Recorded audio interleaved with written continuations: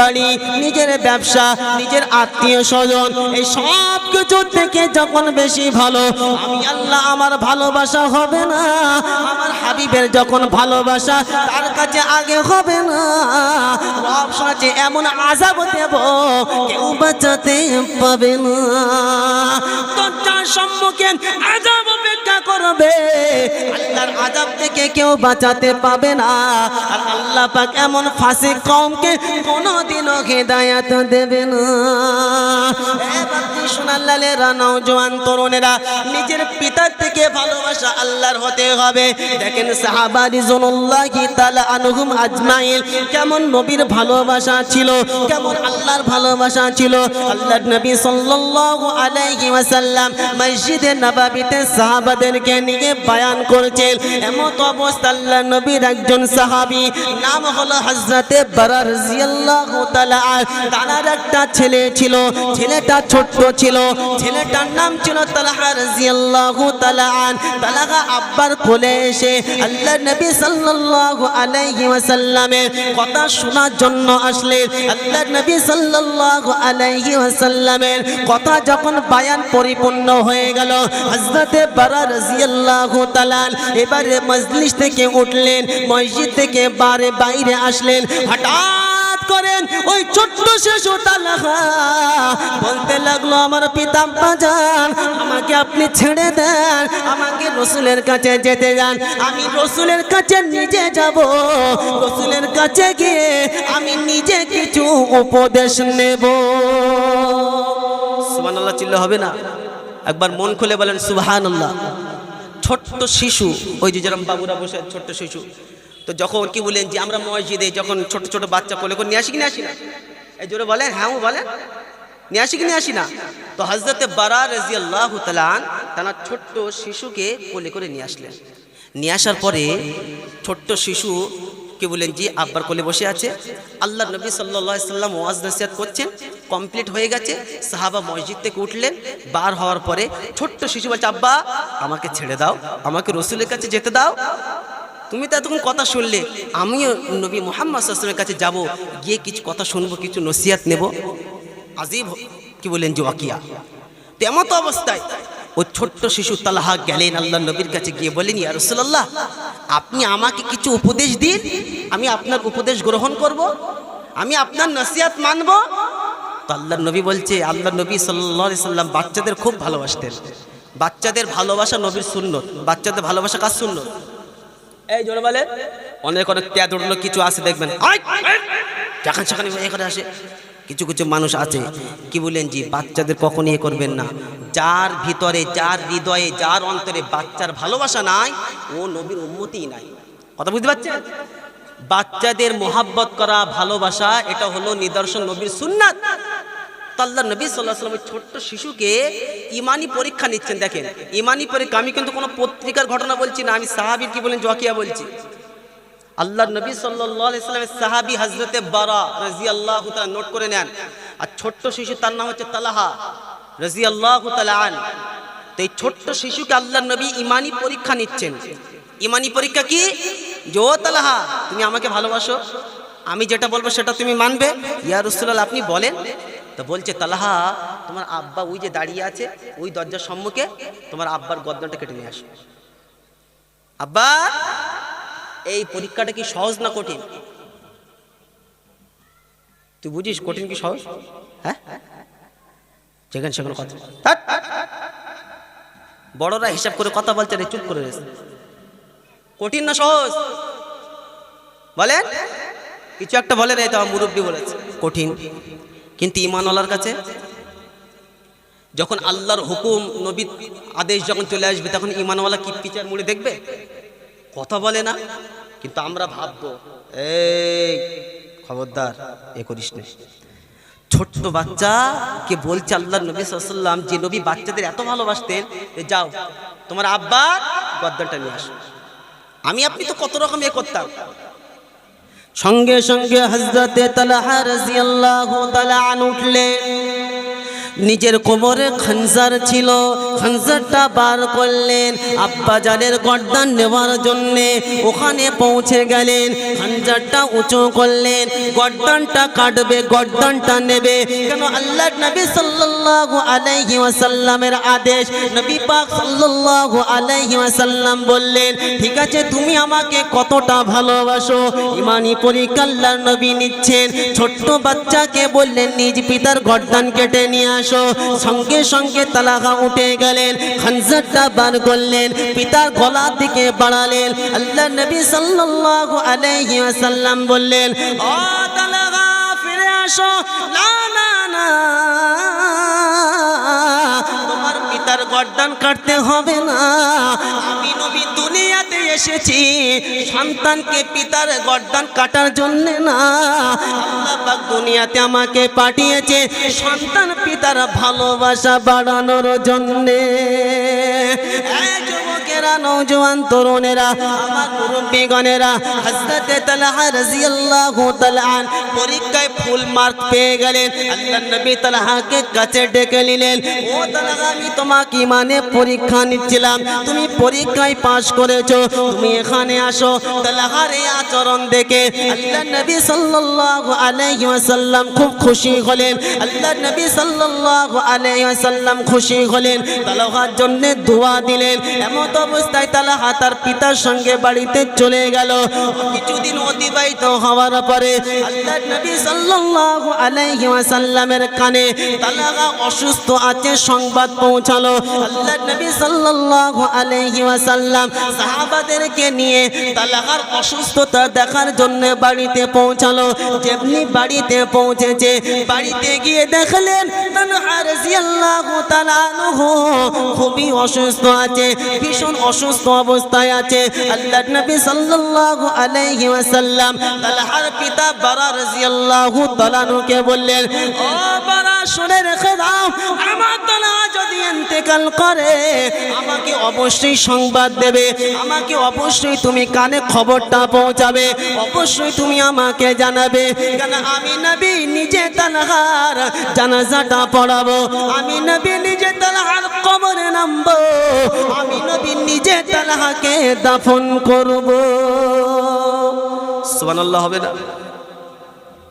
আল্লাহর নবী বললেন, ও বারা, বারা, তোমার ছেলে যদি মারা যায় তালহা অবশ্যই আমাকে খবর দেবে। কেন? তালহা আমাকে ভালোবাসে, তালহা আল্লাহকে ভালোবাসে, আমাকে খবর দেবে। মানে শরীরটা একদম অন্তিম লগ্ন, ভীষণ অসুস্থ। তো তালহা রাদিয়াল্লাহু তাআলা ইন্তেকাল করলেন। শোনেন, ইন্তেকাল করলেন, ইন্তেকাল করার পর দাফনও হয়ে গেছে, মাটি হয়ে গেছে, কবরস্থ হয়ে গেল। আল্লাহর নবী সাল্লাল্লাহু আলাইহি ওয়াসাল্লামের কানে খবরটা পৌঁছালো। আল্লাহর নবী সাল্লাল্লাহু আলাইহি ওয়াসাল্লাম কানে যখন খবরটা পৌঁছালো, আল্লাহর নবী সাল্লাল্লাহু আলাইহি ওয়াসাল্লাম তালহার পিতা বারাকে বললেন, বারা, কি ব্যাপার? আমি না তোমাকে বলেছিলাম যে আমার তালহা যদি ইন্তেকাল করে তাহলে আমাকে তুমি খবরটা দেবে, আমি তালহার নিজে জানাজা পড়াবো, আমি তালহার নিজে কবরে নামবো, আমি তালহাকে নিজে দাফন করব, তুমি কেন খবর দিলে না? কেন দিলে না? কেন জানালে না?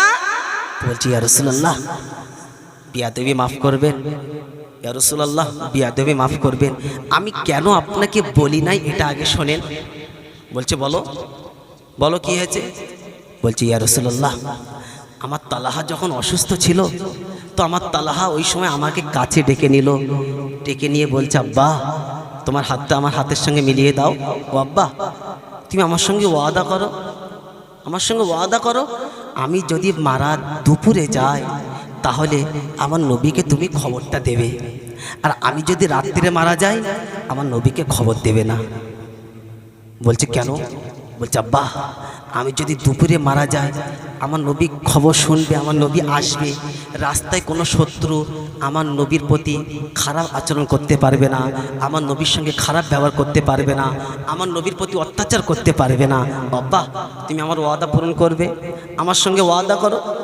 আব্বা, আর যদি রাত্রিরে মারা যায় আল্লাহর নবীকে খবর দেবে না, কেন আল্লাহ নবী সাল্লাল্লাহু আলাইহি ওয়াসাল্লাম রাত্রিবেলা যদি আসে আমার নবীর উপরে হয়তো জালেমরা বেদুইনরা অত্যাচার করবে, জুলুম করবে, আমার নবী কষ্ট পাবে। আমি তালহা নিজে কষ্ট পেতে রাজি, আমার নবীকে আমি কষ্ট দিতে রাজি না। জোরে বলেন, চিল্লে বলতে পারলেন না? ছোট্ট শিশু আল্লাহর নবী সাল্লাল্লাহু আলাইহি ওয়াসাল্লাম যখন কথাটা শুনলেন, আল্লাহর নবী সাল্লাল্লাহু চোখ দিয়ে পানি টস টস টস টস করে পড়ছে আর বলছে, আল্লাহ তুমি তালহাকে ক্ষমা করে দাও। বলেন আল্লাহুম্মা আমিন।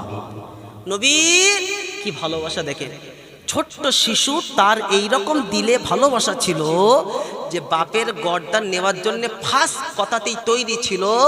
আর অন্তিম লগ্নে নবী কষ্ট পাবে বলে বাপের হাত ধরে ওয়াদা করিয়ে নিল যে আমি যদি দুপুরে মারা যাই নবীকে খবর দেবে, রাত্রে মারা গেলে খবর দেবে না, কেন আমার নবী কষ্ট পাবে, নবীর আসতে কষ্ট হবে। কি ভালোবাসা ছিল আমার আপনার। হাজি বলেন, একবার মূল্যায়ন করেন কতটা নবীকে ভালোবাসি, নবীকে কতটা ভালোবাসি আমরা। দাবিদারে দুনিয়াদার, আল্লাহর কসম দুনিয়াদারে কোনো ওয়াদা নাই, দিনদার হন। মুজাদ্দিদুজ্জামান আমিরে শরিয়াত দাদা হুজুর পীর কিবলা রহমাতুল্লাহ আলাই যত বড় বড় আল্লাহর ওলি অতিবাহিত হয়েছেন সকলেই ছিল দিনদার, সকলের সম্পর্ক রবের সঙ্গে ছিল, সকলের সম্পর্ক নবী মুহাম্মদ সাল্লাল্লাহু আলাইহি ওয়াসাল্লামের সঙ্গে ছিল বলেই তো টোটাল বাংলায় কি বলেন যে সম্মানের সর্বপ্রথম হলো। জোরে বলেন সুবহানাল্লাহ। চিল্লে বলতে পারলেন না? আল্লাহওয়ালা বন্ধু, আল্লাহ এবং আল্লাহ রসুলের সঙ্গে যখন সম্পর্ক কায়েম হবে তো হিংস্র মখলুক আল্লাহর কসম আপনার সামনে দাঁড়িয়ে যাবে। সুবহানাল্লাহ বলতে পারলেন না? আল্লাহর নবী সাল্লাল্লাহু আলাইহি ওয়াসাল্লামের সাহাবারা জঙ্গলের ভিতরে প্রবেশ করলেন, কি বলেন হিংস্র প্রাণী। আল্লাহর নবী সাহাবারা শুধু বললেন, ও হিংস্র প্রাণী জঙ্গলের বাঘেরা সিংহরা তোমরা বাগান এই মুহূর্তে খালি করে দাও, আমরা হলাম নবীর মেহমান। যেই এই কথা বললেন সঙ্গে সঙ্গে হিংস্র প্রাণী তারা নিজ নিজ জায়গা ছেড়ে চলে গেল। আল্লাহর কসম তাদের হৃদয়ে মখলুকের ভয় ছিল না, তাদের হৃদয়ে একমাত্র আল্লাহর ভয় ছিল। আল্লাহর ভয় ছিল বলে সমস্ত মখলুক তাদের ভয় করত। আজকে আমরা মখলুকের ভয় করি, যার কারণে আমরা আতঙ্কে আছি। কথা বুঝতে পারছেন না?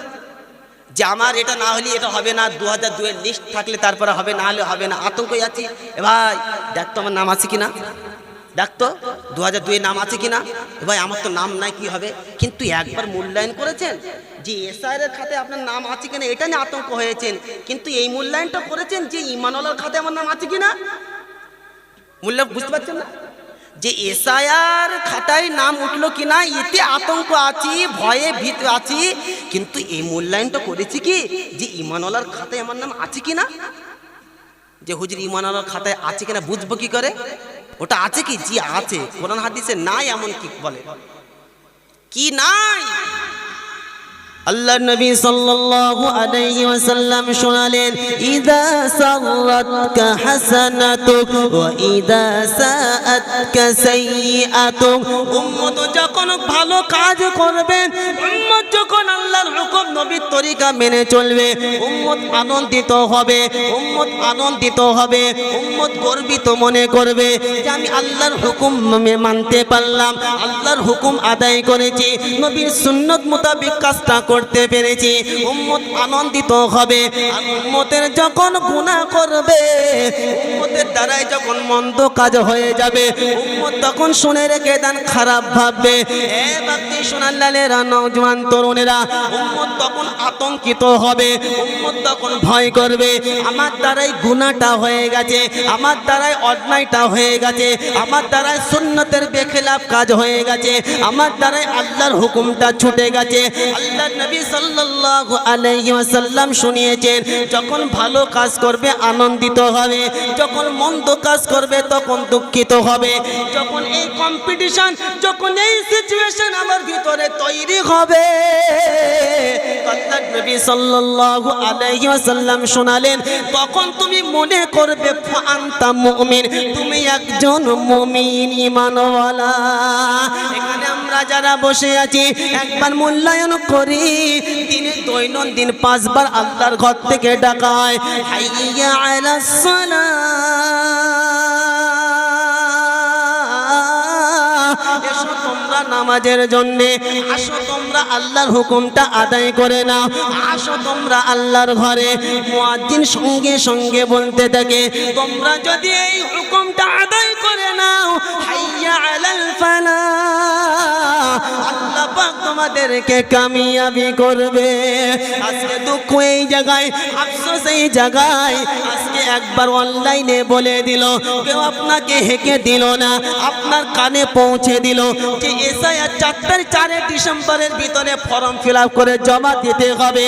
এখন থেকে বাড়িতে সকিনা তাকিদ দিচ্ছে, কি ব্যাপার, ভালো করে ফর্মটা দেখো, ফর্মটা ফিল আপ করো, শিগগিরই জমা দাও, ওখানে যাও, সেখানে যাও, ওইখানে যাও। আপনাকে বাড়িতে ঠিক মতন খেতে দিচ্ছে না, ঠিক মতন পড়তে দিচ্ছে না, এমন কোনো দিন অতিবাহিত হচ্ছে না যেই দিন আপনার বাড়ির লোকেরা এসআইআর সম্পর্কে কথা বলে না। কিন্তু আফসোস এই জায়গায় আমাকে আপনাকে কঠিন কবরের ভিতরে যে অন্ধকার রাত হবে, ওই জায়গাতে একাকী থাকতে হবে। ওই কবরের কাগজ কি আমরা তৈরি করেছি ইনশাআল্লাহ? জোরে বলেন, এই কবরের কাগজ তৈরি করেছি। হ্যাঁ, আল্লাহু আকবার। তাহলে আমি আপনাকে বুঝাচ্ছিলাম, শুনে রেখে দেন। ঈমানওয়ালার নিদর্শন হলো, মুমিনের নিদর্শন হলো, মুমিন যখন আল্লাহর হুকুম আদায় করবে আনন্দিত হবে, আর মুমিন যখন আল্লাহর হুকুম ছুটে যাবে দুঃখিত হবে। এটা যখন আপনার দিলে আসবে বুঝে নিতে হবে ঈমানওয়ালা সে হবে। আমাদের নামাজ ছুটে গেলে আনন্দ হয় না কোনো কিছু মালুম হয় না? কেউ বলেন? হ্যাঁ, দুঃখিত হয় ইনশাল্লাহ। যদি উম্মত দুঃখিত হতো, যদি গমগীন হতো, তাহলে কি বলেন যে আজান শোনার সাথে চুপ করে থাকতো? চলেন ফুরফুরা শরীফে যাব, আর এদিকে আপনার বসিরহাট দরবার শরীফে যাব। বড় রুহুল আমিন সাহেব রহমতুল্লাহ আলাইহি, মুজাদ্দিদুজ্জামান তানার পা চালা শুয়ে আছেন, ফুরফুরা শরীফে যাব। চলেন একটা এতে দেখাবেন যে আজানের সময় দেখবেন মদিনা, আল্লাহু আকবার, মসজিদে নববী, আজান যখন হয় মানুষ পাগলের মতন দিশেহারা হয়ে যায়, সব কিছু ওই জায়গায় বন্ধ। যারা হজ করতে গেছে জিজ্ঞাসা করেন, ওই অবস্থায় বন্ধ। এই কাস্টমার এখন চুপ। সেদিন একটা হিন্দু ভাই বলছে, ভাই খুব সমস্যা। আমি বলছি কি সমস্যা বলো তো ভাই? বলছে, ভাই তোমরা বুঝতে পেরেছি আজানের সময় নামাজ পড়তে যাও, কিন্তু আমাদের কি করতে হয় জানো? ওই যখন আজান হয় তখন ওই শাটার ফেলে দোকানে চুপ করে বসে থাকতে হয়। আমরা তো হিন্দু, কথা বুঝতে পারছেন না? গায়ের ধর্ম, আমরা তো গায়ের মুসলমান না, কিন্তু মসজিদে যেতে পারবো না। কিন্তু ওখানকার কানুন হলো যে ওই টাইমে তুমি কিছু করতে, কথা বলে না, কিছু করতে বলে, তার মানে ওখানে পারবেন না, এখানে কিন্তু পারবেন। কথা বুঝতে পারছেন জি? ওটা ওখানকার জন্য, এখানের জন্য না। এই আরশোল্লাপুর উত্তর 24.5 জন্য না, ওটা শুধু ওখানকার জন্য। এমন বিষয় কি? হ্যাঁ, আল্লাহকে জিজ্ঞাসা করি, আল্লাহ শুধু ওই কাবা বাইতুল্লাহর মদিনার জন্য না সকলের জন্য? একবার তোমার কোরআন কি আছে বলো, যে যখন তোমার হুকুম হবে, যখন আজান হবে, যখন তুমি ডাকবে, তখন কি করতে হবে? শুধু কি মক্কার জন্য বন্ধ দোকান, না আমাদের আরশোল্লাপুর সারা পৃথিবীর জন্য একই নিয়ম? আল্লাহকে জিজ্ঞাসা করি, আল্লাহকে জিজ্ঞাসা করি, আল্লাহ সকলের জন্য একই নিয়ম? তো কোরআন শোনাচ্ছে, ইয়া আইয়ুহাল্লাযীনা আমানু ইযা নুদিয়া লিস-সালাতি ইয়াউমিল জুমআ ফাসআউ ইলা যিকরিল্লাহ ওয়া দারুল বাইআ যালিকুম খায়রুল লাকুম ইন কুনতুম তা'লামুন। কোরআন শরীফের পারা নম্বর 28, সূরার নাম সূরা জুমআ, আয়াত নম্বর 9। নাম্বারটা ভালো করে জেনে নিন, কোরআনটা খুলে একবার দেখে নিন। ভুল হলে গাড়ি স্টার্ট করার আগে একবার স্মরণ করিয়ে দিন। আল্লাহ পাক সুন্দর করে শুনিয়েছেন। কেন আমি কালিমুল্লাহ হাফেজ না, ওই জন্য পাশে আছে আপনাদের মাওলানা, ধোঁকা দিয়ে যাব না, আর ও জিনিস কিন্তু আমি না। আল্লাহ পাক কোরআনে সুন্দর করে শুনিয়েছেন, ইয়া আইয়ুহাল্লাযীনা আমানু ইযা নুদিয়া লিস-সালাতি ইয়াউমিল জুমআ ফাসআউ ইলা যিকরিল্লাহ ওয়া দারুল বাইআ যালিকুম খায়রুল লাকুম ইন কুনতুম তা'লামুন। ও ঈমানওয়ালা, তোমাদের জন্য ঘোষণা, অন্য কাউকে বলবো না। ইদা নুদিয়া লিস-সালাহ মিন ইয়াউমিল জুমআ, আমার ঘর থেকে যখন তোমাকে ডাকা হবে, আমার ঘর থেকে যখন আওয়াজটা তোমার কানে পৌঁছাবে, ফাসআউ ইলা যিকরিল্লাহ ওয়া দারুল বাইআ, ক্রয় বলো, বিক্রয় বলো, খেত বলো, খামার বলো, অফিস বলো, আদালত বলো, বিবি বলো, বাচ্চা বলো, বাড়ি বলো, গাড়ি বলো, অফিস বলো, আদালত বলো, বন্ধু বলো, বান্ধবী বলো, যাই বলো আর যাই বলো, সব কিছু ছাড়তে হবে, আল্লাহর ঘরে যেতে হবে। এটাই শোনো, শোনা আমি আল্লাহ পাক শোনালাম, তুমি যখন সব কিছু ছেড়ে আমার ঘরে হাজিরা দেবে, আল্লাহ পাক শোনালাম, এটা তোমার জন্য অতি উত্তম হবে। কি হবে? উত্তম হবে, ভালো হবে সব কিছু। শুধু আরবের লোক না আর মদিনার লোক না, সারা পৃথিবীর একই নিয়ম। যখন আল্লাহর ঘরতে ডাকা হবে, ওয়াজারুল বাইআ, বাইউন মানে কি বললেন জি, ক্রয় বিক্রয় সব কিছু ছাড়ো, ক্ষেত খামার অফিস আদালত ছাড়ো, ছেড়ে আমি আল্লাহ আমার স্মরণে দাঁড়িয়ে পড়ো, আমার স্মরণে দাঁড়িয়ে পড়ো, আমার স্মরণে দাঁড়িয়ে পড়বে। যদি তোমরা জানতে, তাহলে এটা তোমাদের জন্য অতি উত্তম ভালো হতো। আল্লাহর কসম, আল্লাহওয়ালা বন্ধু, তাহলে ভালো করে বোঝেন, ওখানকার সে আজও ইসলামী কি বলেন যে কানুন চালু আছে, আজও চালু আছে। মক্কা মদিনায় যে গায়ের কম হলেও নামাজ না পড়লে আপনাকে শাটার দিয়ে চুপ করে বসে থাকতে হবে, কিন্তু আপনি ওই সময় কোনো কাস্টমার ব্যবহার করতে পারবেন না, কোনো দোকানে মাল বিক্রি করতে পারবেন না, কিনতে পারবেন না, কারোর সঙ্গে কথাও বলতে পারবেন না। চলেন, আল্লাহ ডেকেছে, আগে নামাজ পড়তে যাবে না, রাস্তায় যেন না দেখি, ঘরের ভেতর চুপ করে বসতে হবে চোরের মতো। গায়ের কম তাদের বিষয়ে আলাদা, কিন্তু মুসলমান হয়ে এটা ভালো কি? জোরে বলে, মুসলমান হয়ে ভালো কি? আমি কিন্তু আপনাদের বলছি না, কেন আপনাদের এলাকার বিষয়টা আলাদা। কি আলহামদুলিল্লাহ, নামাজি 5 ওয়াক্ত সেটা আলাদা বিষয়। ওই যদি কি বলেন জি, ওই যারা শুনছে বাইরে তাদের বিষয়টা এটা, কেন আপনাদের বলে আমি লাস্ট ফালতু ঝামেলার সম্মুখীন হবো কেন? আল্লাহর কসম বাপ, এটা এমন একটা বড় দৌলত, সম্পদ। আল্লাহর ঘরের সাথে যখন আপনার সম্পর্ক থাকবে, তো আল্লাহ পাক আপনার দুঃখ জ্বালা ভয় ভীতি রিজিকের অভাব সব কিছু আল্লাহ পাক দূর করে দেবে। জোরে বলেন সুবহানাল্লাহ, চিল্লে বলতে পারলেন না সুবহানাল্লাহ? আজকে যার জন্য আমি কাজা করছি, যার জন্য সময় অতিবাহিত করছি, আল্লাহর কসম সব ধোঁকা। সব কি বলেন? সব ধোঁকা। বিবি ও ধোঁকা, ছেলে সম্পদ যদি আপনি যে আল্লাহর হুকুমতে না হয়, কেউ কাজে আসবে না। আপনার ময়দানে মাহাশারে আল্লাহর কসম একমাত্র আপনার আমলই কাজে আসবে। কারণ মানুষ মারা যাওয়ার পরে ইনকাতা আমালুহু, মারা যাওয়ার পরে তার সমস্ত আমলের দরজা বন্ধ হয়ে যায়, সব শুধু 3টে দরজা খোলা থাকে। কত বুঝতে পারছেন কি? তো মানুষ যখন মারা যায়, তার আত্মীয় স্বজন বলেন সব কিছু হয়ে যায়, কেউ কবরে যাবে না, মাল কবরে যাবে না, সম্পদ কবরে যাবে না, বিবি কাঁদবে, ছেলে কাঁদবে, বাচ্চা কাঁদবে, খাবার ছেড়ে দেবে সন্ধ্যা পর্যন্ত খাওয়া ছেড়ে দেবে। সন্ধ্যেবেলা আপনার জোর করে খাওয়াবে, বলবে কচি তুই তো সারাদিন খাসনি, না খেতে রয়েছিস, অনেকক্ষণ ক্ষুধার্ত অবস্থায় রয়েছিস, তুই যদি না খাস তাহলে তোর অসুবিধা হবে, সমস্যার সম্মুখীন হবে। তো কি হয়েছে, বাপ মারা গেছে, আমরা তো আছি, একদিন সকলকে যেতে হবে, কিছু অল্প কটা খেয়ে নে। সে দেখেছি কাল রাত থেকে তুই কিছু খাসনি, না খাইলেও আপনাকে জোর করে খাওয়াবে, কেন আপনি সারাদিন খাননি। শুনছেন? এই দুনিয়া, এটাই হচ্ছে দুনিয়া। আল্লাহর কসম, মানুষ যখন মারা যায় সাথে কিচ্ছু যাবে না, আপনি যেটা করেন আপনার ওই আমলেই যাবে। আল্লাহ পাক আমাদের সকলকে বুঝার তৌফিক দান করুক, বলেন আল্লাহুম্মা আমিন। তো যে কথা প্রথমে শুনিয়েছিলাম একদম বায়নার শুরু থেকে, কি শুনিয়েছিলাম? যে ঈমানওয়ালার নমুনা, ঈমানওয়ালা আল্লাহ ছাড়া কাউকে ভয় করে না আর কারোর সামনে মাথা নত করে না। ঈমানওয়ালার ডেফিনেশন আপনাদেরকে শুনিয়েছি, আর ঈমানওয়ালার নমুনা আপনাকে বলেছি যে আমি ঈমানওয়ালার খাতায় আছি কিনা। তার নমুনা হলো ভালো কাজ করলে আনন্দিত হবে, আর খারাপ কাজ করলে, মন্দ কাজ করলে সে ব্যক্তি দুঃখিত হবে।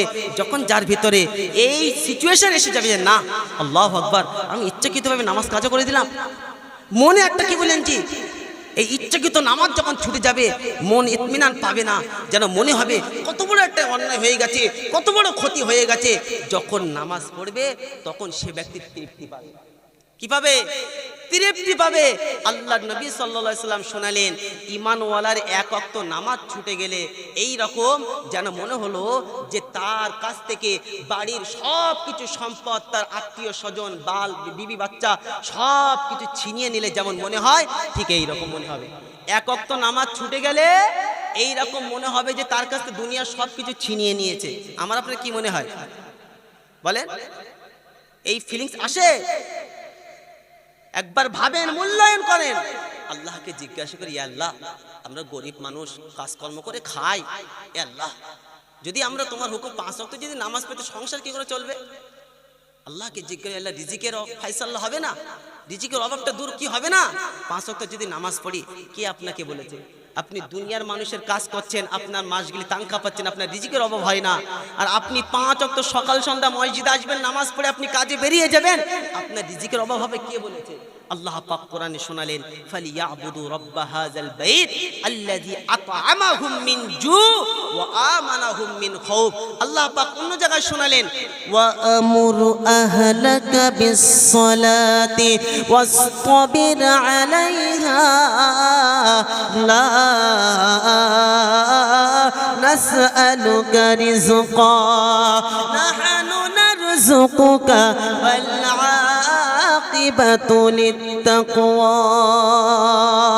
কোরআন শরীফের পারা নম্বর 16, সূরার নাম সূরা কাহাফ, আয়াত নম্বর 132, 132 নম্বর আয়াতে আছে।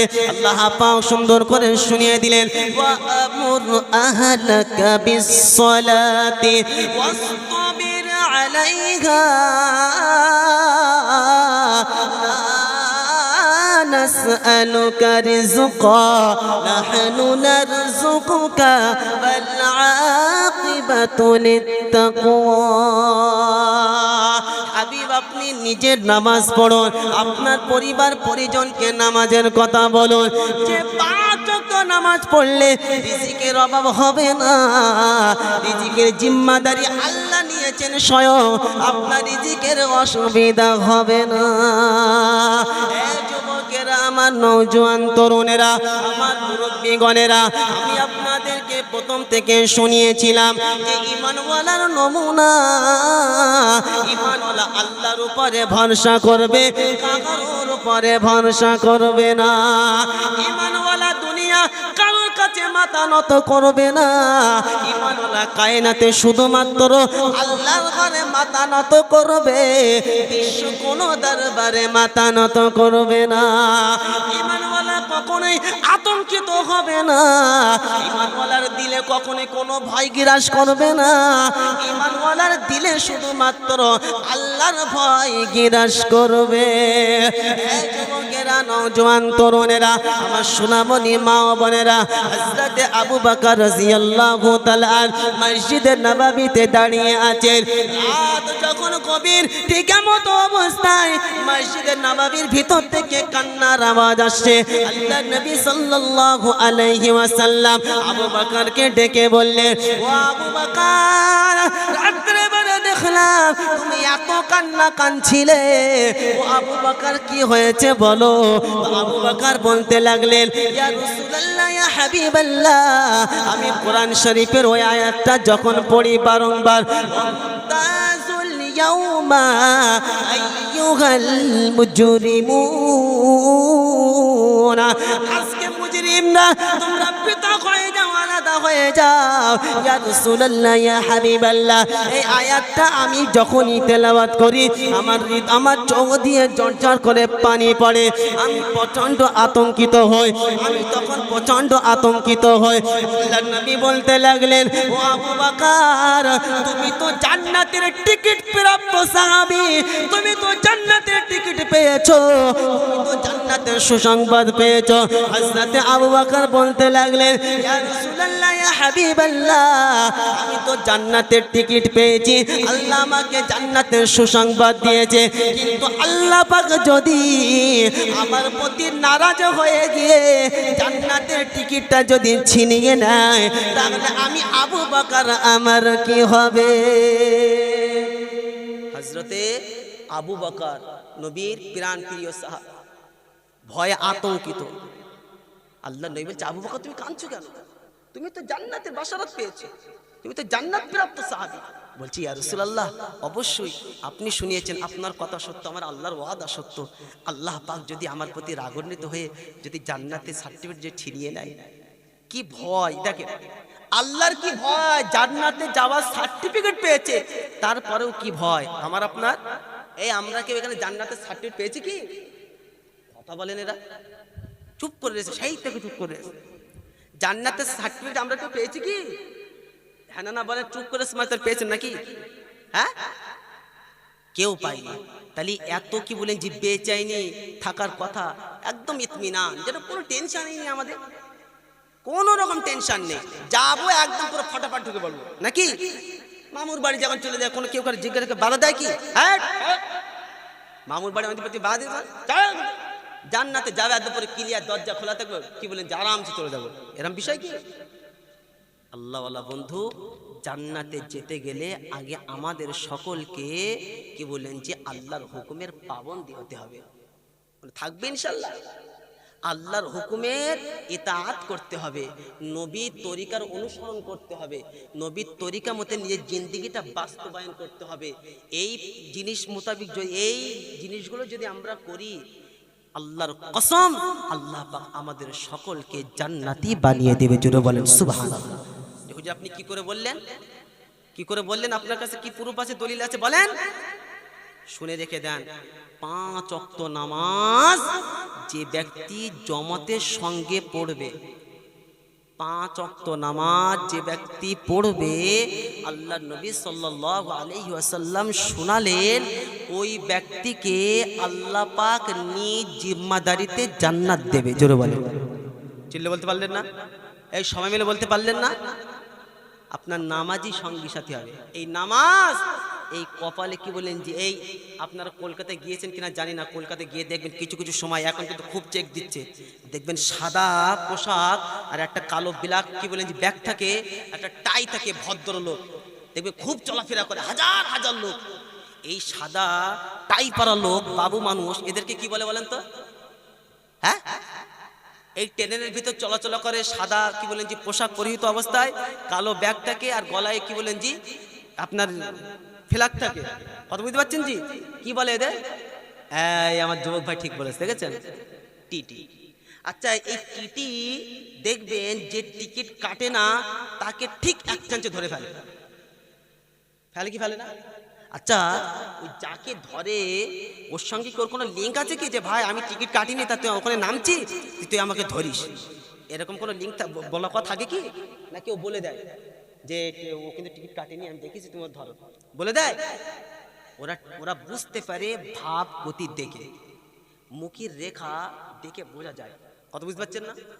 কারণ ওদের সেই ট্রেনিং প্রাপ্ত, ওরা সেই ট্রেনিং প্রাপ্ত। এমনি আর মাস গেলে সরকার মাইনে দেয় না, হ্যাঁ না বলে? চোর যখন ধরা পড়ে, তো ধরা পড়ার পরে সবকিছু সারেন্ডার করার জন্য প্রশাসন ভাইয়েরা তাদের কি জন্য প্রশিক্ষণ দেওয়া হয়, তারপরে তো সরকার তাদের মাইনে দেয়। নাকি চোর ধরে প্রশাসন ভাইয়েরা অন্য কারোর হ্যান্ড ওভার করে? এরকম করে কি না? আল্লাহওয়ালা বন্ধু, তো ময়দানে মাহশারে সেদিন কাদিন নামাজিদেরকে দেখে বুঝতে পারবেন যে এরা নামাজি, ওরা বেনামাজি। কত বুঝতে পারছেন না? দুনিয়ার যদি এটা নিজাম হয়, তো ময়দানে মাহশারে সেদিন কাদিন আল্লাহ পাক জানবেন না, আল্লাহ ফেরেশতা বুঝতে পারবেন না যে এটা নামাজি, এটা বেনামাজি।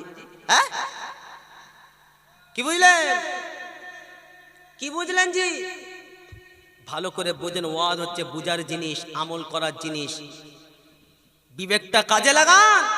সামান্য 15 টাকা শিয়ালদার টিকিট না কাটার কারণে টিটি যদি বুঝতে পারে আমার মুখের রেখা দেখে, চলন বলন দেখে, আর আমি এত বড় সম্পদ নামাজ, দুনিয়াতে আল্লাহর ঘরের সাথে সম্পর্ক ছিল কি ছিল না সেদিন পরে বুঝতে পারবেন। হ্যাঁ, যারা নামাজ পড়বে তাদের এই জায়গায় সেজদা করার রত অবস্থায় সেদিন নূরের মতন চমকাবে। ফারিস্তা ওই চিহ্ন দেখে তাদেরকে চিনে নেবে। জোরে বলেন, চিল্লে বলতে পারলেন না? দুনিয়াতে যারা ওযু করত, নবী মুহাম্মদ সাল্লাল্লাহু আলাইহি ওয়াসাল্লামের উম্মতের স্পেশাল হলো ওযু করার 4টে ফরজ। এই অঙ্গ প্রত্যঙ্গগুলো সেদিনকার দিন কি বলেন জি নূরের তাজাল্লিতে চমকাবে। ওই দিনকার দিন আল্লাহর নবী সাল্লাল্লাহু আলাইহি সাল্লাম তার উম্মতকে চিনে নেবে। জোরে বলে। আর যাদের সম্পর্ক ছিল না তাদের কি হবে? হ্যাঁ, তোরে ওই এত ঠান্ডায় ওযু করা যায়? এত ঠান্ডায়? ইস, এত ঠান্ডায় কেন? যদি -ডিগ্রি পরে আপনার যদি স্ট্যান্ডে তাকা যায়, আপনি যাবেন না? হ্যাঁ, নাকি ওখানেই ঝাড়বেন?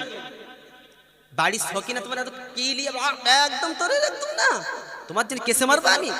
হ্যাঁ, দূর থেকে বার করে দে, যত ঠান্ডাই পড়ুক না কেন। বলেন আপনি যাবেন কি যাবেন না? কেন? ওটা আপনার জরুরত।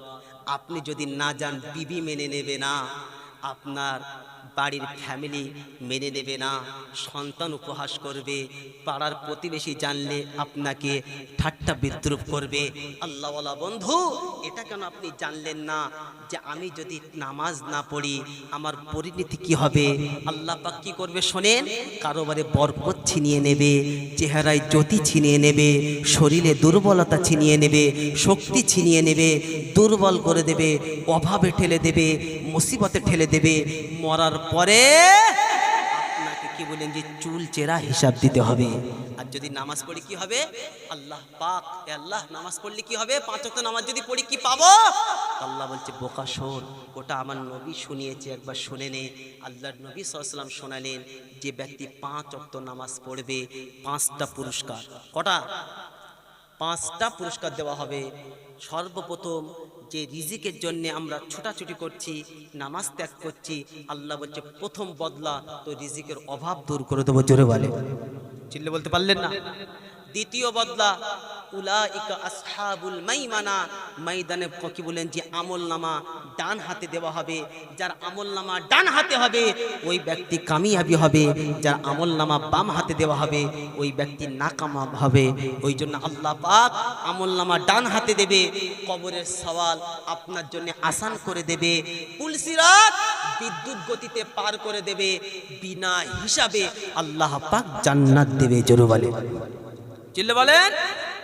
আর নামাজ না পড়লে কি হবে ওটা বলবো না ছেড়ে দেবো? এই বলবো না ছেড়ে দেবো? কথা বলে না। নামাজ না পড়লে কি ক্ষতি হবে ওটা বলবো না ছেড়ে দেবো? বলবো তো। কোরআন শোনাচ্ছে ফি জান্নাতি ইয়াতাসাআলুনা আনিল মুজরিমিন মা সালাকাকুম ফি সাকার لم نك من المصلين ولم نك نطعم المسكين। কুরআন শরীফের পারা নম্বর 29, সূরার নাম সূরা মুদ্দাসির। আল্লাহ পাক শুনিয়েছেন 41 নম্বর আয়াত থেকে সুন্দর করে সাজানো। আল্লাহ পাক সুন্দর করে শোনালেন ফি জান্নাতি ইয়াতাসাআলুনা আনিল মুজরিমিন। এ ভক্তি শোনার লালেরা, নওজোয়ান তরুণেরা, আপনাদের এটা কি বাদুড়িয়া থানা? বাদুড়িয়া থানা তো? বাদুড়িয়া থানা। একই বন্ধু ছিল, একই সাথে সম্পর্ক ছিল, ব্যবসা অনেক আগে ছিল, গাড়ি তার দামি ছিল, বাড়ি তার উন্নত ছিল, খেতে ও মাঠ ভর্তি জমি ছিল, তার স্পেশাল বাহাদুর ছিল। একটাকে টোটাল বাদুড়িয়া থানা সবাই চিনত। ওদিনকার দিন জান্নাতি বান্দা সেদিন জাহান্নামীকে জিজ্ঞাসা করবে, তার বন্ধুকে যখন জাহান্নামে দেখবে, দেখার পরে জিজ্ঞাসা করবে কি ব্যাপার ভাই, তোমার এত সুনাম ছিল, এত তুমি পরিচিত ছিলে, এত তুমি খ্যাতিপূর্ণ ছিলে, আজকে জাহান্নামে তুমি কেন গেলে বলো? দিনকে দিন বন্ধু বলতে লাগবে, আমি তো সব জায়গায় পরিচিত ছিলাম, সব জায়গায় আমি ছিলাম, মসজিদের নামাজে আমি ছিলাম না। ওই দিনকে দিন জাহান্নামী মুসলিম ব্যক্তি বলবে, নিজে বলবে, لم نك من المصلين ولم نك نطعم المسكين। সব জায়গাতে আমি ছিলাম, সব জায়গায় আমার নাম ছিল, সব জায়গায় আমার ডাক ছিল, কিন্তু নামাজে আমি ছিলাম না, নামাজ আমি পড়তাম না, আমি এতিম মিসকিনকে খানা খেলাতাম না। ওই জন্য জাহান্নামী আমার ঠিকানা। নওজোয়ান তরুণেরা, আমার যুবক ভাইয়েরা, সোনামণি মা ও বোনেরা, ভালো করে শুনে রেখে দেন। আপনি দুনিয়ায় যত পরিচিত লাভ করেন না কেন, ওই পরিচিত আপনার কোনো কাজে দেবে না যতক্ষণ পর্যন্ত আল্লাহর ঘরের সাথে সম্পর্ক থাকবে না। সোনালালেরা, নওজোয়ান তরুণেরা, তার বাস্তব একটা নমুনা আপনাকে বলে যায়। গ্রামে শুনে রেখে দেন, দামি দামি জিনিস যাই কিছু হোক না কেন, মানুষ কোথাও ছুটাছুটি করে না, মানুষ সব কিছু সমাধান নেওয়ার জন্যে মসজিদে ইমাম সাহেব মোল্লার কাছে ছুটে আসে। হ্যাঁ না না আসে না? না ছেলে ভয়ে আতঙ্কিত, ভয় করেছে, হাওয়া লেগেছে, যা কিছু হয়েছে, ইমাম সাহেব ছুটি ছাড়িয়ে দেয়। কেন? সিনাই কোরআন আছে। কেন? নামাজের সাথে সম্পর্ক আছে, আল্লাহর ঘরের সাথে সম্পর্ক আছে। ইমাম সাহেব ছুটিতে বাড়ি গেছে, কার কাছে যাবে? মুয়াজ্জিনের কাছে যাবে। যাবে কি যাবে না? মুয়াজ্জিনও নাই, কি বলবে? ভাই ওই সলিমউদ্দিন চাচার কাছে চলো। কেন? সলিমউদ্দিন চাচা কি বলেন, যত বাস পড়ুক, যত পানি হোক, যত ঠান্ডা পড়ুক, যত যাই হোক না কেন, রাস্তায় গাড থাক না কেন, সলিমউদ্দিন চাচা ঠিক মতন 5 ওয়াক্ত নামাজ পড়তে যায়। যাবে কি যাবে না? আর যার নামাজের সাথে সম্পর্ক না, তার কাছে কে যাবে? এই তার কাছে ঝাড়ফুঁক নেওয়ার জন্য কেউ যাবে কি? ওর তো নামের সম্পর্কই নাই, চল, ওর কোনো নাম্বার নাই। তো দুনিয়ায় আল্লাহর কসম শুনে রেখে দেন, এটা হলো নমুনা। আর মরার পরে সেদিনকার দিন নামাজ না পড়লে বেনামাজির ঠিকানা জাহান্নাম, কেউ বাঁচাতে পারবে না। আল্লাহ পাক শোনালেন, ওদিনকার দিন বেনামাজি নিজে বলবে, ভাই আমার সব ছিল জানিস, আমার গাড়ি দামি ছিল, আমার বাড়ি বড় ছিল, খেতে আমার জমি ছিল, আমার খাওয়া স্পেশাল ছিল, বন্ধু হাইফাই ছিল, নাম ব্যাপক ছিল, কিন্তু নামাজ ছিল না, জিন্দেগিতে নামাজ ছিল না। অনেক মানুষ আমার এরকম মনে মনে ভাবে যে নামাজ পড়ে তাই কি, নামাজ পড়ার পরে আবার দেখো ফের আল ছাটে। কত বুঝতে পারছেন না? নামাজ পড়ার পরেও দেখো আল ছাটে, নামাজ পড়ার পরেও দেখো ঝগড়া করে, নামাজ পড়ার পরেও দেখো বাপ মার সাথে এমন ব্যবহার করে। যে এমন আচরণ করে বুঝে নিতে হবে ওর নামাজ ঠিক মতন এখনো পর্যন্ত হচ্ছে না। যদি অরিজিনাল কি বলি প্রকৃত ওর নামাজ হতো, তাহলে কখনই সেরকম আচরণ করতে পারতো না, আল্লাহর কসম। তাই বলে আমাদের সমাজে যা নীতি চলছে, একটা কি প্রথা, যে আগে ভালো হবে তারপরে নামাজ পড়বো। কত বুঝতে পারছেন না? যে আগে ভালো হয়ে নেই, তারপর কি করবো? নামাজ পড়বো। যে ঈমান আগে মজবুত করে নেই, তারপরে নামাজ পড়বো। আল্লাহর কসম, এটা শয়তানের নুরানি ধোঁকা। তার মানে আপনাকে দূরে রাখতে চাইছে। নামাজ পড়া ব্যতীত আপনি বিশ্বের যে জায়গায় যান না কেন, কখনই ভালো হতে বলেন পারবেন না। আল্লাহর ঘরে সম্পর্ক রাখা ব্যতীত বিশ্বে আপনি যেই জায়গায় যান না কেন, হিদায়াত কিন্তু আপনি পাবেন বলেন না। এটা হলো হিদায়াতের জায়গা। রহমত বন্টন হয় এই ঘর থেকে, পুরো গ্রামে রহমত বন্টন হয় এই ঘর থেকে। মুসিবত দূর হবে কি বলেন, জি এই ঘরের ওসিলায়, আল্লাহর ঘরের সাথে সম্পর্ক রাখলে। কথা বুঝি? এরকম একটা নজির দেখাতে পারবেন না যে বান্দা, এই আপনি নিজের কথা বলি, নবীর মেম্বারে বসে আছি, যেদিন কাদিন আমফান ঝড় হয়েছিল, শুনেছেন কি শোনেন না? আমফান ঝড় যেদিন হয়, ওদিন কাদিন 27 রাত ছিল। ভালো করে খেয়াল করে দেখেন তো, 27 রাত ছিল না, 26 ছিল 27 রাত।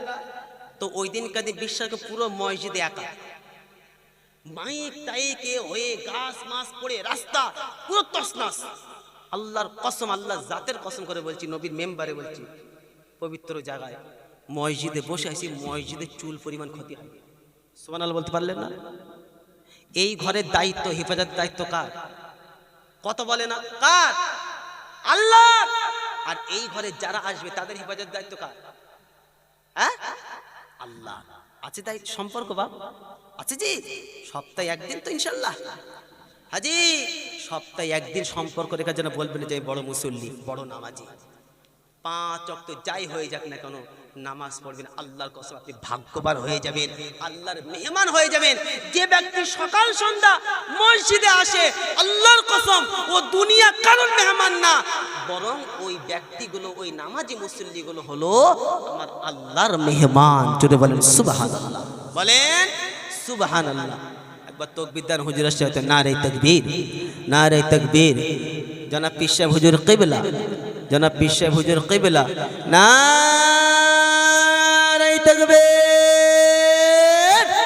মাশাআল্লাহ। যে কথা শোনাচ্ছিলাম আল্লাহওয়ালা বন্ধু শুনে রেখে দেন, এই মসজিদের সাথে সম্পর্ক যদি রেখে দেওয়া হয়, আল্লাহর নবী সাল্লাল্লাহু আলাইহি ওয়াসাল্লামের সাহাবারা কেমন আল্লাহর ঘরের সাথে সম্পর্ক রেখে দিয়েছিল, তার একটা বাস্তব নমুনা আপনাকে বলে দেয়া শোনেন। আল্লাহর নবী সাল্লাল্লাহু আলাইহি ওয়াসাল্লামের সাহাবী নাম হচ্ছে হযরত আলী রাদিয়াল্লাহু তাআলা আনহু।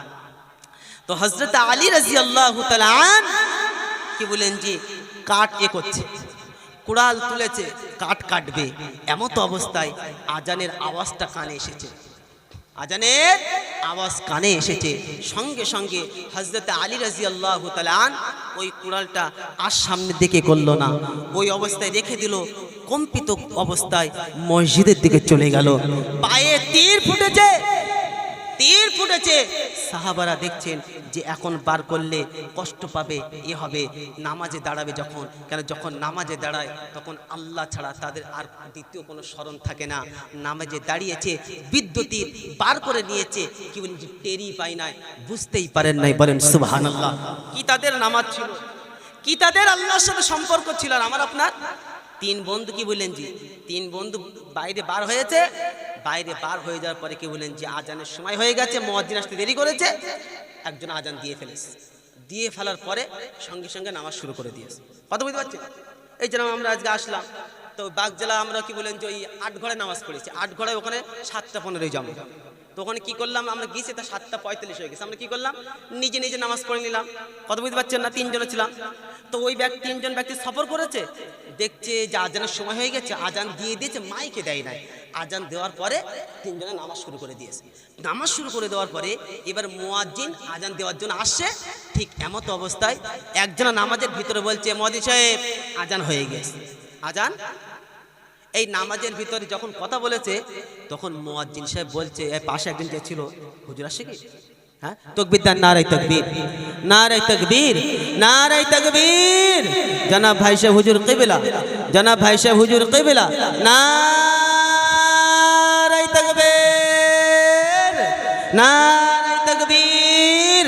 জনাব পীর সাহেব হুজুর কিবলা, জনাব পীর সাহেব হুজুর কিবলা। একবার তাকবীর দেন সকলে উচ্চ আওয়াজে, নারে তাকবীর, নারে তাকবীর, নারে তাকবীর।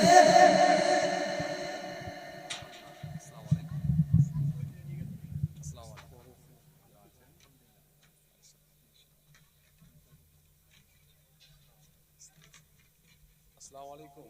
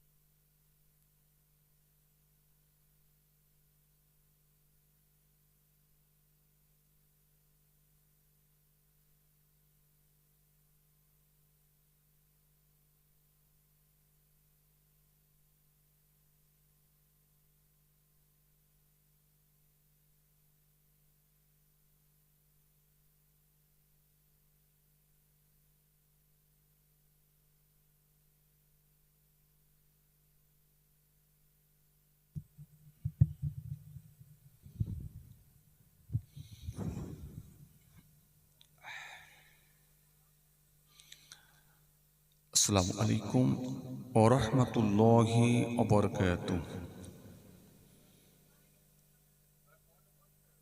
মাশাআল্লাহ, আপনারা কেমন আছেন? আল্লাহ ভালো রাখেন।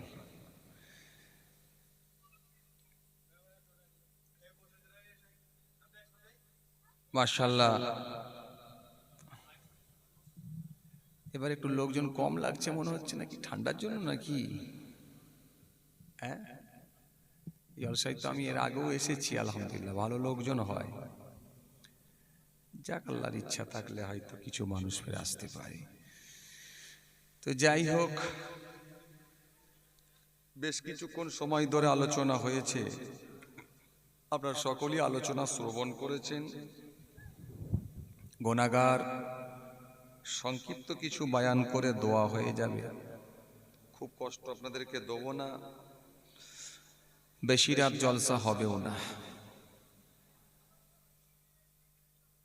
সারা রাত্রি ব্যাপী জলসা না, কিছু সময় আলোচনা হয়েই মাহফিলের সমাপ্তি ঘটবে।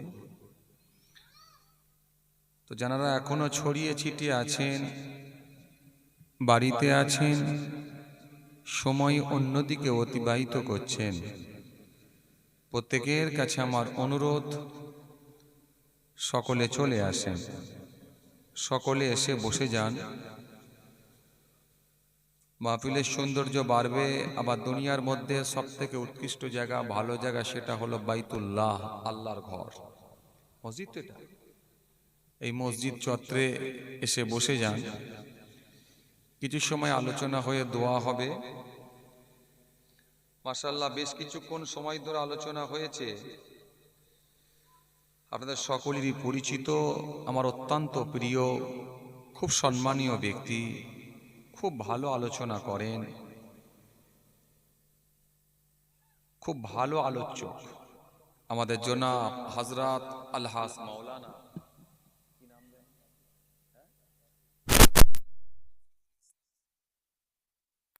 আল্লাহ বেশ কিছুক্ষণ সময় ধরে আপনাদের খেদমতে আলোচনা করেছেন। আপনারা সকলেই আলোচনা শ্রবণ করেছেন। গুনাহগার অল্প সময় কিছু আলোচনা করি, দোয়া হয়ে যাবে। একেবারে সময় মতো আল্লাহ পৌঁছে দিয়েছেন। ভাইদের 10:30 টাইম দিয়েছিলাম, 10:25 আল্লাহ পৌঁছে দিয়েছেন, এসেই উঠে পড়েছি।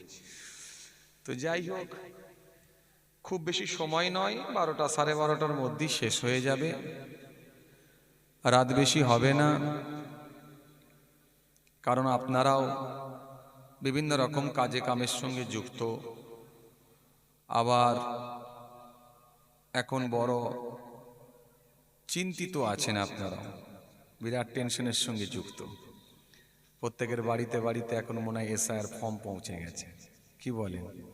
ফর্ম তো ফিল আপ করছি, নামও তো আছে, কিন্তু হবে তো নাকি? কথা বলে যে ফর্ম তো ফিল আপ করছি, 2002-এর নামও তো আছে, 11টা প্রুফের মধ্যে 4-5টা আছে, আব্বার বার্থ সার্টিফিকেট না থাকলেও কিন্তু আমার তো আছে, আব্বার জমি জায়গার দলিলও আছে, এখন হবে তো নাকি? একটা টেনশন আছে না? না, কথা বলে না, সত্যি কথা বলেন, একটা আছে না? না। তো যাই হোক, চিন্তার কোনো কারণ নাই, টেনশন নেওয়ার কোনো কারণ নাই। কোটি কোটি মানুষ, আপনি একা নিয়ে ঘাবড়াবার কোনো কারণ নাই। আইনের দরজা খোলা আছে, দরকার হলে লড়াইটা আইনতভাবেই হবে। কারণ আমরা এখানকার ভূমিপুত্র, এখানকার বৈধ নাগরিক। আমাদের পূর্বপুরুষ কেউ বাংলাদেশ থেকে আসেনি, আমরা এখানে দেশ স্বাধীনের আগে থেকে আছি। এক একটা লোক বলছে 1923 সালের কাগজ আছে হুজুর, সেদিন এক জায়গায় বলছে হুজুর 1938 সালের কাগজ আছে। তো এত সহজে কেটে দেবে এটা হবে না, মনে রাখবেন। আইন আছে, লড়াই আছে, অ্যাডভোকেট আছে, হাইকোর্ট সুপ্রিম কোর্টের দরজাও খোলা আছে, লড়াইয়ের জায়গা রেডি আছে। এই জন্য ঘাবড়াবার কোনো কারণ নয়। তবে হ্যাঁ, ফর্মটা একটু ঠিকঠাকভাবে ফিল আপ করবেন, আর একটা জেরক্স কপি আগে করে নেবেন, সেটাকে ফিল আপ করবেন। কাটাকুটি না হয়, সাদা কালি না দিতে হয়, সেটা চেষ্টা করবেন। একটু পরিষ্কারভাবে ফ্রেশভাবে ফিল করবেন এবং এডুকেটেড ভাইদেরকে দিয়ে ফিল করাবেন। কারণ ওখানে 3-4টে যে ঘর করা আছে, ছক করা আছে, বাপের হয়তো নাম নেই, দাদুর নাম আছে, নিজের হয়তো নাম নেই, বাপের নাম আছে, কোন জায়গায় কোন জায়গাটায় কি ফিল করতে হবে একটু বেশ ভালো জাননেওয়ালা ব্যক্তির কাছ থেকে জেনে বুঝে, এডুকেটেড ভাইদেরকে দিয়ে জেনে বুঝে একটু ফিলটা ভালো করে করাবেন। আর ফটোটা ঠিকঠাকভাবে লাগাবেন ইনশাল্লাহ। চাপ নেওয়ার কিছু নেই, ফ্রিভাবে থাকেন, চাপ নেওয়ার কিচ্ছু নেই ইনশাল্লাহ। কারণ এটুকু মনে রাখবেন, যাদের জন্য গাড্ডা খুলেছিল, যারা খুলেছিল তারাই গাড্ডাই পড়ছে। এখন সব যারা বলেছিল এসআইআর করতে হবে, এখন আবার তাদের উল্টো শুরু হয়ে গেছে, সোশ্যাল মিডিয়ায় আপনারা দেখছেন। যাই হোক, আমরা হিন্দু, মুসলমান, শিখ, ইসাই সকলে মিলেমিশে বসবাস করি, কথা ঠিক কিনা ভুল বলেন? আমরা চাই সকলে যেভাবে মিলেমিশে বসবাস করছি সেভাবেই আমরা এদেশে বসবাস করতে। আমরা চাই না কোনো বৈধ নাগরিক এদেশ থেকে বিতাড়িত হোক বা কারোর নাম ডিলিট হোক, কাটা যাক, এটা আমরা চাই না। আমরা সকল বৈধ নাগরিক একসঙ্গে যেমন কাঁধে কাঁধ মিলিয়ে, গায়ে গা ঠেকিয়ে যেমন বসবাস করে আসছি, সেভাবেই আমরা বসবাস করতে চাই। কিন্তু এই গোলমালের মূল হচ্ছে নেতারা সর্বসময় উস্কানিমূলক বক্তব্য দিয়ে ধর্মের বিভাজন তৈরি করে জাতের লড়াই লাগিয়ে দিচ্ছে তারা। আর কিছু মানুষ তাদের প্ররোচনায় পড়ে তারা ওই উস্কানিমূলক বক্তব্য শুনে তারা গরম গরম কথা বলে তাদের কথাতে যারা নাচছে, মনে রাখবেন আগামী দিন কিন্তু তাদেরই বিপদ তারা ডেকে নিয়ে আসছে। এই জন্য একটা কথা বলবো, হিন্দু, মুসলমান, শিখ, ইসাই সমস্ত সম্প্রদায়ের মানুষ, সমস্ত কাস্টের মানুষ, সমস্ত ক্যাটাগরির মানুষ যদি এক প্ল্যাটফর্মে চলে আসে, ইংরেজ সরকারকে যেমন তাড়াতে আমরা সক্ষম হয়েছিলাম, ইংরেজ সরকারকে যেমন এদেশ থেকে আমরা বিতাড়িত করতে সক্ষম হয়েছিলাম, আগামী দিনে এই ইংরেজ সরকারদের যে অবস্থা হয়েছে তার থেকে অবস্থা এদের আরো খারাপ হবে। যারা ধর্মের নামে রাজনীতি করে, মানুষের ভেতরে বিভাজন তৈরি করে, হিন্দু মুসলমানের মধ্যে সম্প্রীতি নষ্ট করে, এদের অবস্থাটা আরো খারাপ হবে। খালি মনে রাখবেন, সমস্ত সম্প্রদায়ের মানুষকে, সমস্ত কমিউনিটির মানুষকে এক প্ল্যাটফর্মে আসতে দেন, তারপরে বোঝা যাবে। বিহারে অলরেডি শুরু হয়ে গেছে, আপনারা দেখতে পাচ্ছেন, বিহারে অলরেডি শুরু হয়ে গেছে, সেখানে অলরেডি শুরু হয়ে গেছে, দেখতে পাচ্ছেন। বিহারের সিচুয়েশন অনেকে জানেন, অবস্থা খুব খারাপ। বিহারের নেতাদের অবস্থা ভালো নয়, পরিস্থিতি খুব খারাপ, দেখছেন না? যেখানে যাচ্ছে সেখানে পাবলিক তেরে আসছে, কথা বলেন। আর এখানে কিছু মানুষ চেয়েছিল জি বৈধ মুসলমানগুলোকে এদেশ থেকে বিতাড়িত করব, অনুপ্রবেশকারী বলে চালিয়ে দেবো।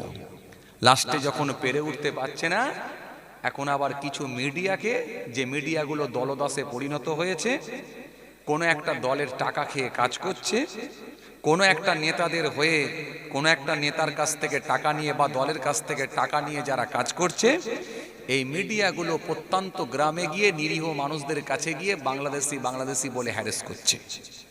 আমরা সোশ্যাল মিডিয়ার মাধ্যমে দেখতে পাচ্ছি। তার জন্য নিরপেক্ষ মানুষ, যারা সেকুলার মানুষ, তারা প্রতিবাদ চালাচ্ছে, প্রতিবাদ চলবে। মনে রাখবেন, প্রথমত আপনাকে মনে রাখতে হবে, যারা এদেশের বৈধ নাগরিক তাদের কোনো ভয় নাই। আরে যে ফর্ম ফিল আপ করছে তার বুকে সেই সাহসটা আছে বলি তো ফর্ম ফিল আপ করছে, তার কাছে প্রুফ আছে বলি তো, ডকুমেন্টস আছে বলি তো সে ফর্ম ফিল আপ করছে। যে ফর্ম ফিল আপ করতে করেনি, তার মানে তার কাছে উপযুক্ত ডকুমেন্টস নেই বলি করতে পারেনি। 2000 লিস্টে, 2002 এর লিস্টে নাম আসেনি বলি করেনি। কিন্তু যে করছে তাকে আপনি বাংলাদেশি বলে চালাবেন কি করে? বাংলাদেশি অনুপ্রবেশকারী তো অনেক হলো, আর কতবার হবে? এবার জিহাদি বলা, বাংলাদেশি বলা, অনুপ্রবেশকারী বলা ভুলে যান। কারণ নির্বাচন কমিশন সরকার অনুমোদিত, সরকারের অনুমোদন নিয়ে নির্বাচন কমিশনের নির্দেশে এসআইআর এর মাধ্যমে ছেঁকে নেওয়া হচ্ছে কে বৈধ আর কে অবৈধ। সুতরাং আর অনুপ্রবেশকারী, রোহিঙ্গা আর জঙ্গি আর আপনার কি বলে জিহাদি বলে চালিয়ে দিলে হবে না। যদি এগুলো বলেও, তাহলে মানুষ কিন্তু ছাড়বে না, আগামী দিনে যোগ্য জবাব দেবে। আর পাবলিকের মার মানে বুঝতেই পাচ্ছেন, ও কোথায় কেমন ভাবে পড়বে সে বুঝে উঠতে পারবেন না, সেই সময় কিন্তু হয়ে আসছে। এই জন্য মিডিয়ারাও সাবধান হয়ে যেতে হবে। পাবলিক যদি শুরু করে না, ও কিছু মনে রাখবেন থামানো মুশকিল হয়ে যাবে। এই জন্য সাবধান করে দিচ্ছি, যাকে তাকে নিয়ে গিয়ে যা পারবেন বলবেন, আর অনুপ্রবেশকারী বলে চালিয়ে দেবেন, এগুলো আর বলবেন না। কারণ এসআইআর হচ্ছে হোক, আমরাও চাই হোক, স্বচ্ছভাবে হোক, নিরপেক্ষভাবে হোক, স্বচ্ছতার সঙ্গে হোক, স্বচ্ছতার সঙ্গে হোক, নিরপেক্ষভাবে হোক। হ্যাঁ, আমরাও দেখতে চাই কত কোটি অবৈধ নাগরিক এখানে ঢুকে আছে পশ্চিম বাংলায়। দেখা যাক, বিহারে যেমন আমরা দেখতে পেয়েছি, সোশ্যাল মিডিয়ার মাধ্যম দিয়ে আমরা জানতে পেরেছি, গোটা বিহারে কম বেশি প্রায় 56 থেকে 60 লক্ষ কি 65 লক্ষ লোকের যেমন নাম বাদ গেছে, তার মধ্যে অবৈধ বলে ঘোষণা হয়েছে মাত্র 300 জন। তার ভেতরে মাত্র 78 জন মুসলমানের নাম বলেছে। তার ভেতরে মাত্র 3টে রোহিঙ্গা খুঁজে পেয়েছে। 3টে রোহিঙ্গা খুঁজে পেয়েছে বলছে বিহারে। বিহারে মাত্র 3টে রোহিঙ্গা যদি পাওয়া যায়, সব থেকে আশ্চর্যের বিষয়, পশ্চিম বাংলার কিছু বড় বড় নেতা যাদের মাথার তার পুরোটাই কেটে গেছে, তারা বলছে এখানে কয়েক কোটি রোহিঙ্গা পাওয়া যাবে। সারা বিশ্বে যদি ঘুরে আপনি দেখেন, কয়েক কোটি রোহিঙ্গাই নেই, মাত্র 17 লাখের কাছাকাছি রোহিঙ্গা। মায়ানমারে যারা বসবাস করে তাদেরকে রোহিঙ্গা বলে, মাত্র 17 লাখের কাছাকাছি মানুষ যাদেরকে রোহিঙ্গা আমরা বলে জানি, কিন্তু এরা বলছে কয়েক কোটি রোহিঙ্গা ঢুকে আছে খালি পশ্চিম বাংলা। বিহার থেকে পেয়েছে বলছে 3 জন, আর এখান থেকে বলছে পাওয়া যাবে কোটি কোটি। ঠিক আছে, সমস্যা নাই, এসআইআর হচ্ছে হোক, আপত্তি নেই, কিন্তু আমরা চাই সেটা লিগ্যাল ভাবে হোক, সিস্টেমেটিক হোক, স্বচ্ছতার সঙ্গে হোক, সিস্টেমেটিক হোক, একেবারে নিরপেক্ষভাবে হোক। তাহলে দুধ কা দুধ পানি কা পানি হয়ে যাবে। তখন মনে রাখবেন, যারা বলেছিল তাড়াতে হবে, তারাই এখন